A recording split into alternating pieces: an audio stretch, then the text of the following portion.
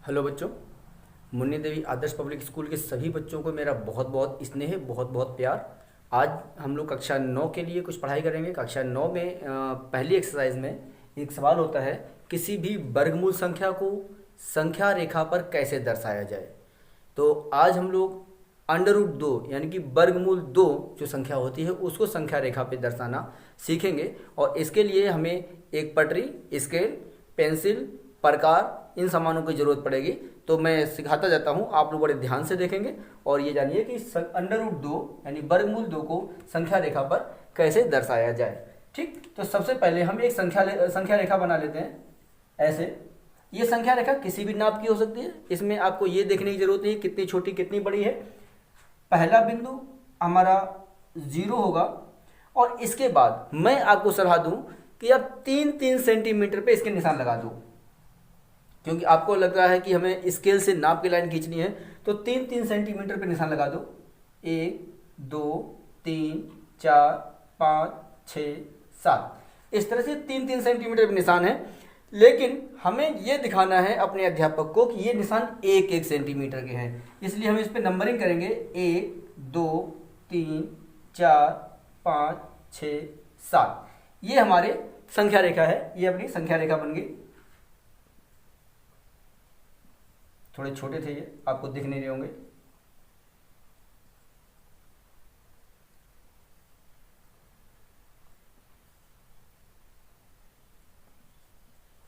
एक दो तीन चार पाँच छः सात, ये एक संख्या रेखा हो गई है। और संख्या रेखा पे किसी भी संख्या को दर्शाने के लिए हम क्या करते हैं, सबसे पहले 1 सेंटीमीटर यानी 21 सेंटीमीटर की एक दूरी लेते हैं।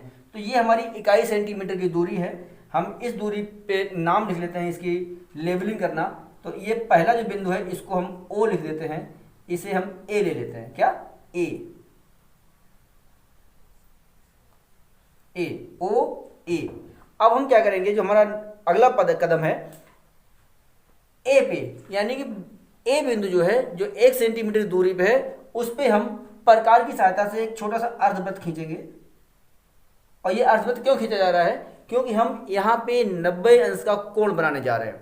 90 अंश का कोण प्रकार और पेंसिल की सहायता से आप लोगों को बनाना आना चाहिए। अगर नहीं आता है, मैं आपको यहाँ पे दोबारा यहाँ पे दिखा देता हूँ संक्षेप में, आप सीख जाए।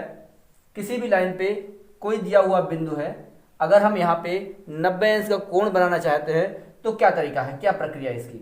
वो प्रक्रिया ये है कि यहाँ पे हमने कंपास की नोक रखी, प्रकार की नोक रखी और एक इस तरह से चाप लगाया। ठीक है, अब इस चाप को हमने हिलाया नहीं। अब प्रकार की नोक यहाँ रखी, एक चाप लगाया, दोबारा नोक यहाँ रख करके दूसरा चाप लगाया। अब अभी भी हमें प्रकार को हिलाना नहीं है। अब यहाँ से एक चाप लगाओ इधर और एक चाप यहाँ से यहाँ इस वहां से रख करके इधर लगाओ। ये जो लाइन जाएगी ये 90 अंश का कोण बन के तैयार हो जाएगा। वही प्रक्रिया हम यहाँ दोहरा रहे हैं। 90 अंश का कोण बनाने के लिए एक अर्धवृत्त लिया और यहाँ से एक चाप ये और एक चाप ये। अब यहाँ पे रख करके एक बार हमने इधर लगाया, एक बार इधर हमने एक चाप ये लिया। अब इस बिंदु को इससे मिलाते हुए लाइन खींचो, ये 90 अंश का कोण बन गया। ठीक है, इस 90 अंश के कोण को जरूरी नहीं हम इतना लंबा करें, हमें ज़्यादा जरूरत नहीं पड़ेगी। इस लाइन पे जो 90 अंश को बनाती हुई गई लाइन है, इस लाइन पे हम बिंदु ए से ओ ए के बराबर एक चाप लेंगे।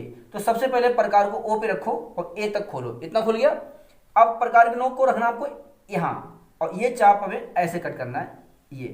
तो ये जो बिंदु मिला, ये बिंदु का नाम हम रखेंगे बी।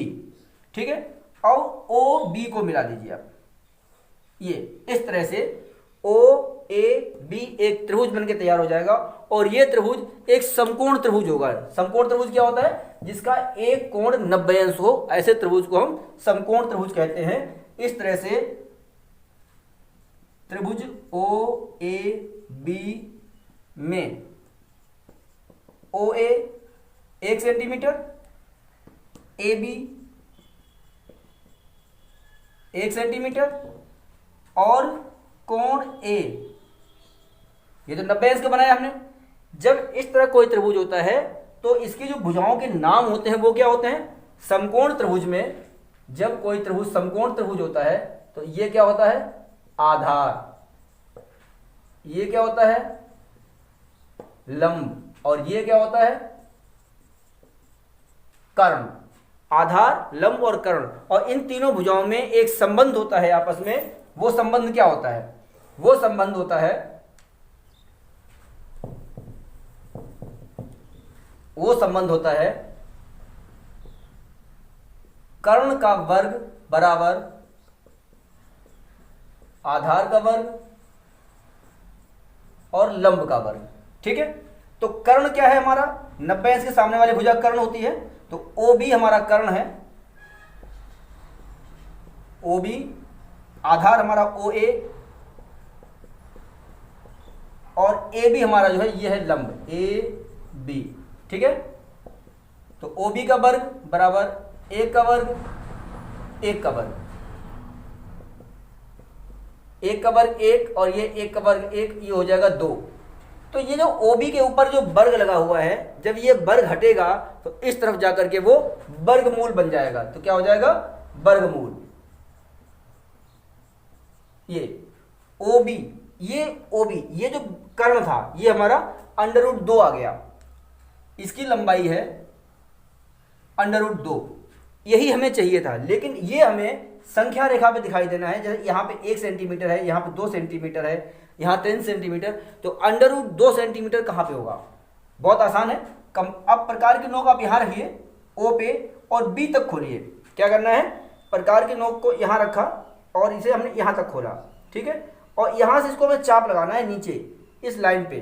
तो यहाँ से एक प्रकार को रख करके इसको नीचे घुमा दो। ये जो बिंदु आ गया, ये बिंदु, इसी को वर्गमूल 2 कहा जाता है। ये बिंदु है वर्गमूल 2 और इसे हम मान लिया हमने P लिख दिया। तो इस तरह से OP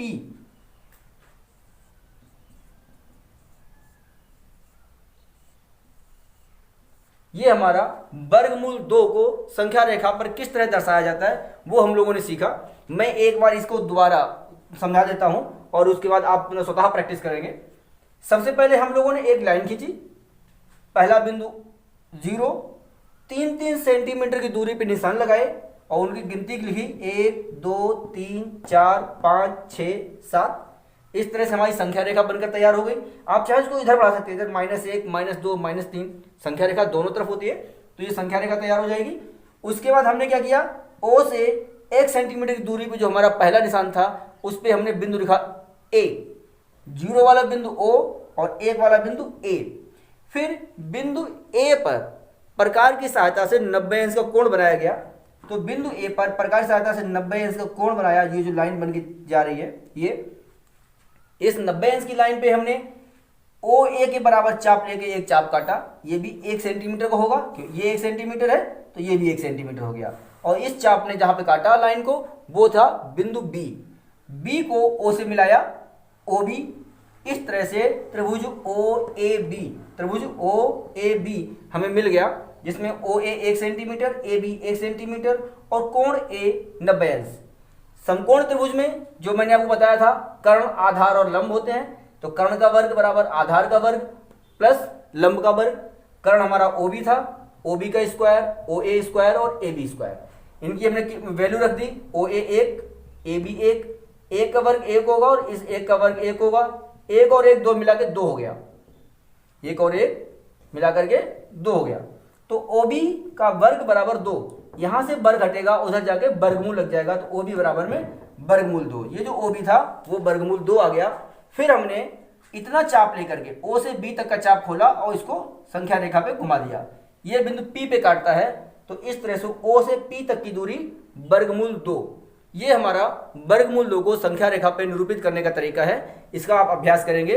अगले वीडियो में आपको वर्गमूल 3 और उसके बाद वर्गमूल 5 का अभ्यास कराया जाएगा।